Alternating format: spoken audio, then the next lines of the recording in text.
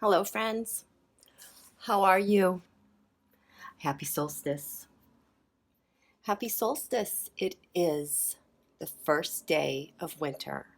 The sun is moving it is ingressing into Capricorn. Capricorn is the first day of winter, and it rules the 10th house. To me, this has always been the new year because we're at the beginning of a new solar cycle. Because for us in the northern hemisphere, the we have the shortest amount of daylight, and from this point on, the sun, the warmth, the life force,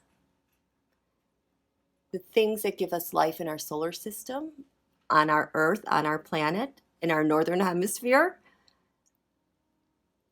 this marks the new solar cycle as the minutes of daylight increases until we hit the peak, which is the first day of summer, which is 0 degrees Cancer.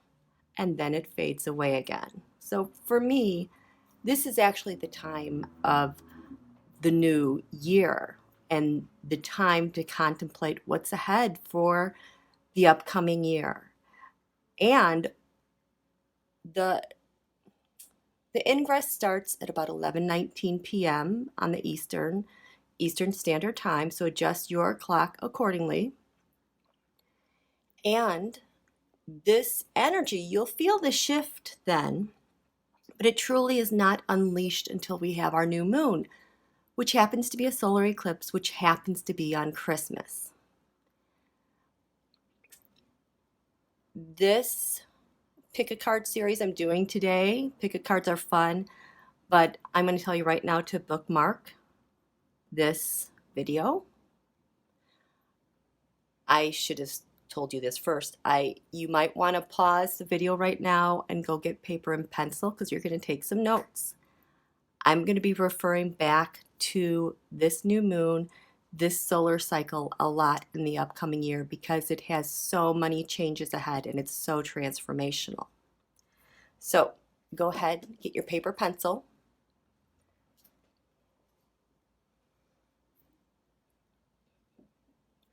I'm holding onto my crystal because I feel like there's so much that wants to be said to all of you in this video, and I want to get it right. I want it to make sense. I want to convey it in a way that you can hear it readily, and I want to convey everything in a way that does not induce fear, but addresses fear. Because there's no way to sugarcoat what's coming ahead for us this year in 2020. As a human being on this earth, there are parts of me that kind of dreads what's ahead because I'm already kind of seeing what's happening the last couple months in my own personal life and where it's touching, and I don't like it. But as an astrology junkie, I'm so fascinated, and I'm so indescribably proud and honored to be at this point in history and with all of you, and that we all found each other. Because I'm telling you, last year I did not even get my first deck of tarot cards until Christmas. And then I played around with them for a while, and then I was terrified to start this channel. Terrified. Just wow. And so this solstice, I'm going to be charting and talking about just for us, not the political whatever going on here. This is for us. And so the other thing I want to tell you about the winter solstice and starting a new year. This is like the quiet of the night. Everything is quiet. Everything is bare. Things have gone dormant. There's really a conserving of energies. And like our ancestors ahead of us before modern technology, they knew and they planned for these days when it would be cold and it would be dark, and they would have to conserve their energies and fight for survival and plan ahead for that. So don't forget that that instinct is very much alive and well within you. This is why the one New Year's resolution that absolutely makes me crazy, and I want to scream at the world to say, stop doing that, are the resolutions that involve weight loss. Because your body is already intrinsically, instinctively in starvation mode to preserve. And the last thing you should be doing is shedding weight. That's how messed up things are. We really have to follow the biology, the astrobiology, I like that word, of our bodies and their needs. I think I'm going to have to do something with that word, astrobiology. So when you look at conservation of resources, because Capricorn is all about resources, that has to go to the very structures of your body. What are the structures of your body? Your bones, your joints, and your skin, which is also ruled by Capricorn because it's the protective structure around the body. So I'm just going to show you some things you might want to consider to help give your body a boost in these areas because it's going to be so important all year long. The collagen peptides, you need this for your skin and for the connective tissues protecting your organs. Of course, for beauty, hair, skin, nails, joints, and bones. For myself, I find when I slack on these, I have some more joint pains or even pains in parts of my back. And when I start taking it regularly, it disappears, totally disappears. And then I forget I have pain until I forget to take it, and then it shows up again, just back and forth, back and forth. This other one I started taking this year. It's a bit costly, but when you talk about getting to the marrow of your bones, now we're talking structure. This just makes something at my core, I just feel stronger and more solidified. That's how I can describe it as. I love this product. I will be taking this religiously as we get into Capricorn season, and of course all of my other vitamins, because Capricorn is about stockpiling resources. It's not about starvation. You need to make sure you get your earthy minerals in your bodies, because if you look to the outdoors for the signs of what your body is doing, the plants that have gone dormant, they're rooting deeper. They're searching deeper for resources and minerals. That's how we have to feed our bodies. And you're going to need it, especially this upcoming year, because I'm telling you, things are going to break. Things are going to be pushed to their limits. There are people who are not going to fare well under these conditions. There are people who are going to get through all this like nothing. Nothing ever happened, because it doesn't touch a part of their chart. But about a third of the population is going to directly feel its effects, especially as this year progresses.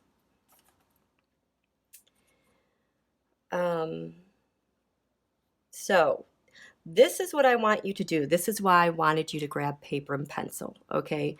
Just be honest. Because we're getting a baseline of kind of where your ideals are, a baseline of kind of like your platform of thinking of where you're planning to go, just off the cuff, just kind of your reflexive answers to what you're planning in the new year, because we're going to get bombarded with New Year's resolutions and what are you going to do. So I want you to take a moment, and if you need to pause, I'll tell you when to pause. I want you to just be honest.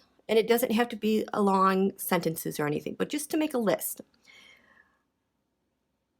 If I could magically fast forward in time and say, hey, it's the new year, what are your New Year's resolutions?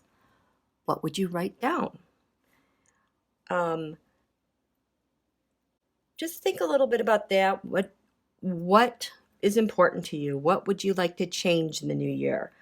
Whether it has to do with issues of money, how to manage it, how to improve your money situation, how to deal with debt, how you want to use your money, um, if you have New Year's resolutions that have to do with love, relationships, or ending a relationship, or trying to figure out your relationship with yourself.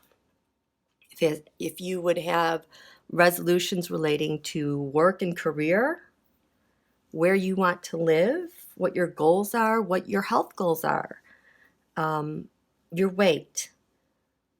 If there were no obstacles and you were free to manifest these things with some effort, what would that list be? And you have whatever you want at your fingertips. If you were living in a golden age, what would those resolutions be? So go ahead and write that down and pause, and then when you're ready, come back.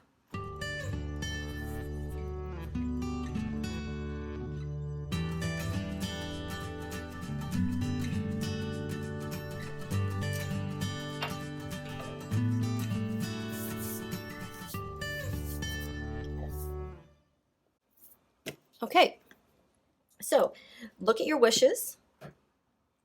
And so let's say you're living in a golden era where everything is working just fine. You're kind of at the height of stability. Think about who your resources are, who your people are, where you might go, how you might consult with people to get these things done, what your expectations would be in being able to pursue these things. Okay? And opportunities that you kind of expect are there. Okay, now, this is where we're going to shift gears.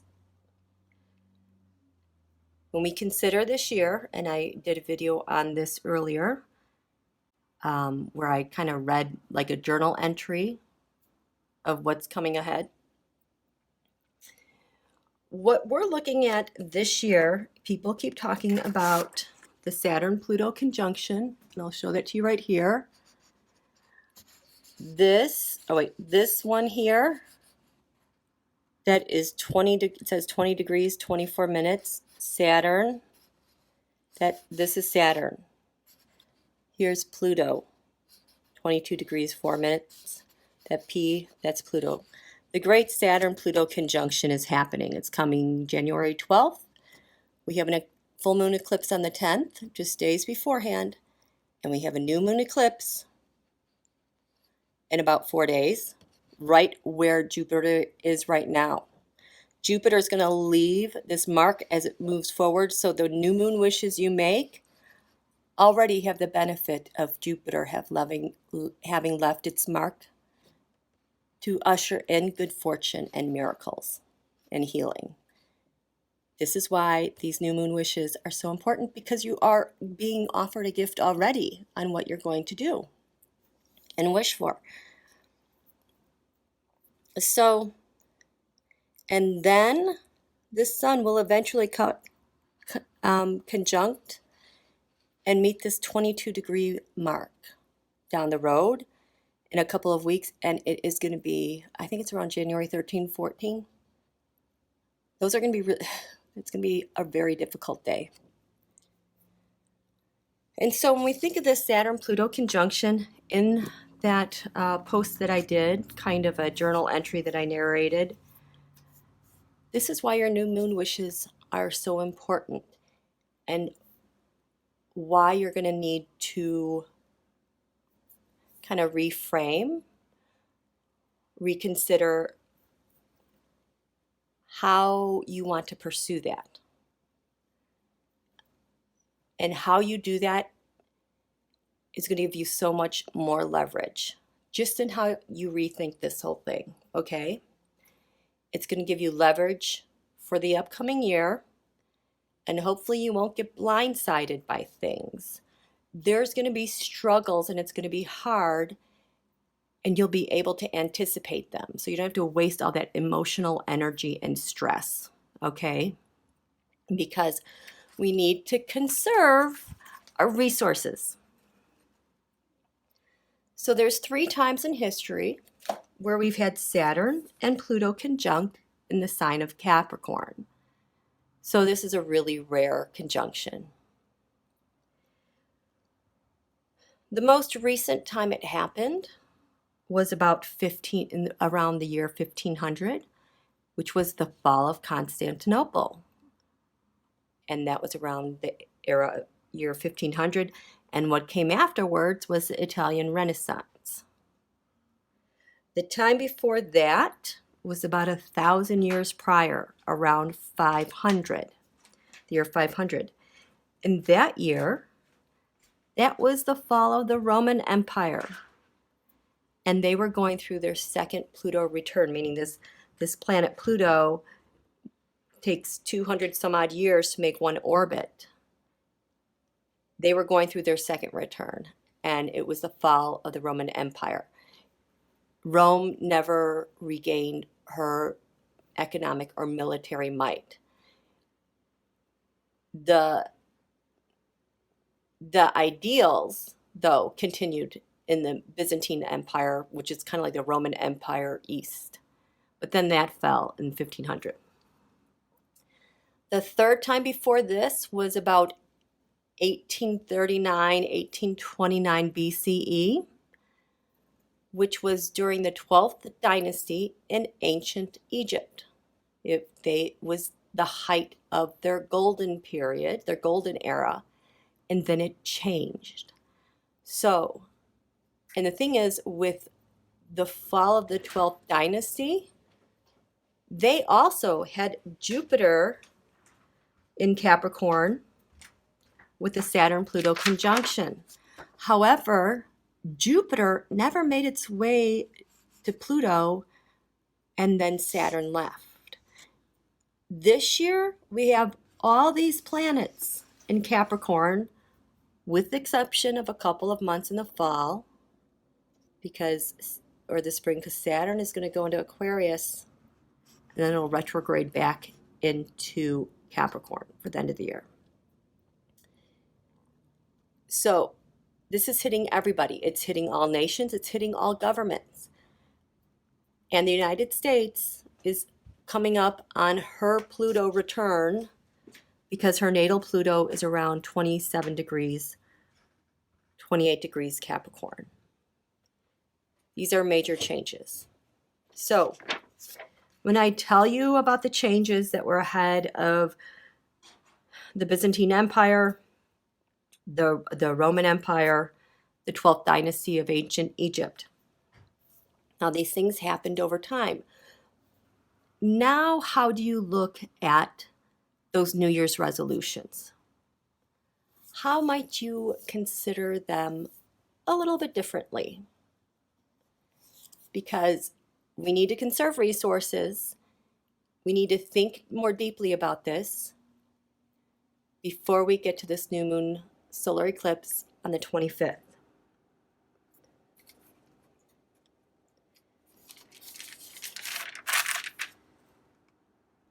Okay. I'm going to pause for a moment.